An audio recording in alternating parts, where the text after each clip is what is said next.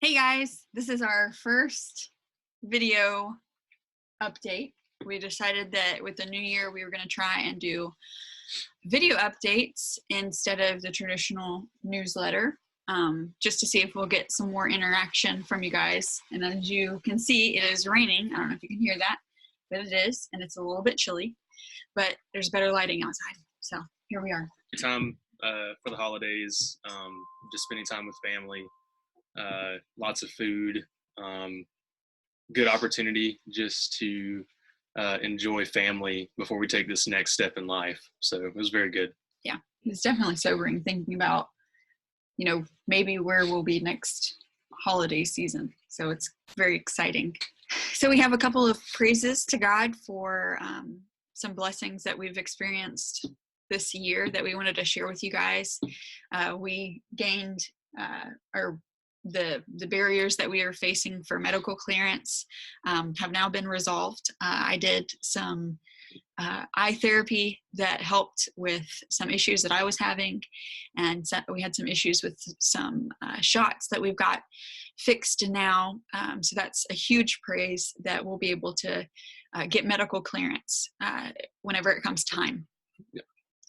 And as far as partnership development, we've had some highs and lows, but we can really praise God in this fact that we have had 34 new families partner with us this year. And that's just really cool to see God provide, knowing that it's his part and that he'll bring the partners that we need. Right. And also we are very, very close to finishing all of our educational requirements. We're just working on one last class, and hopefully we'll get those assignments in, and we'll be through with it, and that'll be the end of it, and we'll just have some smaller assignments to get through in order to get that requirement finished. And praise God for the fact that in the next 3 months, I will be able to become a full-time pre-filled missionary vocationally. Esther was able to take that step this last May. And so that was a very exciting thing. But we have finally gained enough financial partners that it will be possible for me to do the same, for us to really focus on pre-filled. That's not to say that we are fully funded yet, but we do have enough for us to be able to put all of our time into pre-filled. And we'll be able to travel a little bit more and get out of the area to be able to go and visit with some other churches that we potentially will be able to find some partners there in order to get us to 100%. Yeah. So some next steps, what's the plan for this year? Our next big goal is, of course,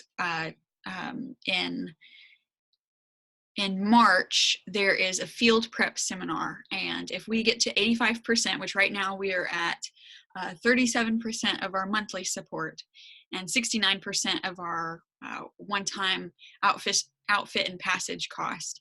If we were to get to 85% by March, we'd be able to go to field prep seminar, and that would be a seminar out of order, but that's just the next opportunity is to get to go to that one. And then the next thing that we'd be going to after that would be in July. We would be going to, it's called Essential Missions Components, and that's another seminar class type requirement that we have to go to when we get to 50%. So, and if we do miss the field prep seminar in March, the second opportunity to do that this year will be in November. So potentially, if we get to 85%, we get to go a little bit earlier, which would mean that we would have clearance to go to language school earlier. The semesters for language school are just like college semesters. Yeah, just like it's 3 semesters. One starts in August, one January, and one in May, I think. So potentially this year we'd be able to get medical or clearance to go to the field, which ABW defines the field as starting with language school. Mm-hmm. And we'd be going to Rio Grande Bible Institute for 1 year, potentially in August 2020 to August 2021, or January 2021 to January 2022. That's hard to say. It is. So 2 full semesters, possibly 3 if needed. Right. But within 1 calendar year. Right. And Rio Grande, Taylor had a question about our language school. And we recently decided that instead of going to there's a language school in Costa Rica that we've been recommended to, we decided that Rio Grande Bible Institute in Texas seems a little bit more fitting for us. So that's going to be where we're going to go and do language school to learn Spanish. So, and right now we're watching YouTube videos and trying Rosetta Stone and doing Duolingo and all of the little Spanish tips and vocabulary. And sometimes we try and talk Spanish, speak Spanish to each other. And sometimes it's just a one-sided conversation with me. Okay, so we have some questions. We kind of already answered Taylor's with the language school. So here's some good ones. So, well, they're all good, but here's some questions. So Tiffany asked, how long will you be there in Ecuador? Yeah, so with our organization, we serve in terms. And so that term would be a 4-year period of being in the field. For us as pre-field missionaries starting out, that first year would be counted in language school and then 3 years in Ecuador. Now, that's not necessarily us saying that we will only be serving as missionaries for 4 years. That could be the case. But it's very simply that it's God's calling on our life.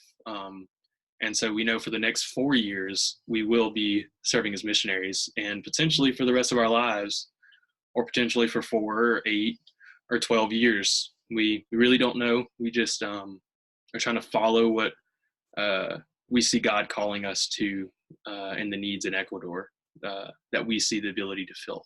Yeah, and she had a couple more, and we can kind of lump these together. What is the big plan? Is it a church plant or assist a current ministry? And yeah, so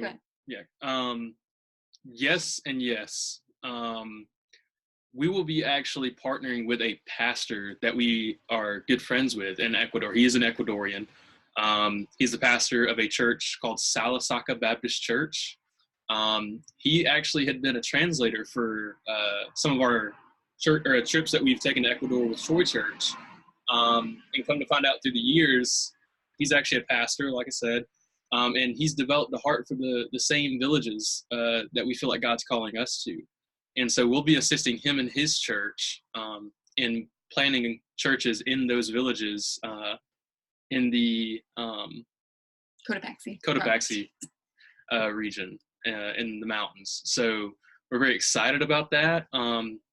That way we're not just coming in and taking over, but we're really making sure that we work alongside an Ecuadorian and other Ecuadorians so that they really see that this is their church. This is their thing that they are putting together. And we're simply trying to assist in this.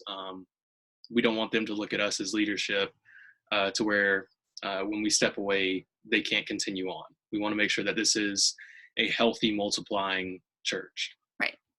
And Taylor's second question was, are there any practical ways we can help outside of financial giving and prayer? And there is definitely. When we ask people if they would consider financial partnering or praying for us, partnering with us in prayer, we also ask if they come to realize that they can't at that time give financially, or they want to do something a little bit more than praying for us. We ask if they would consider looking at their friends list or family list and going through that and thinking, is there anybody that I could share Esther and Joey's and this ministry in Ecuador? Can I share with any of them what God is doing in Ecuador?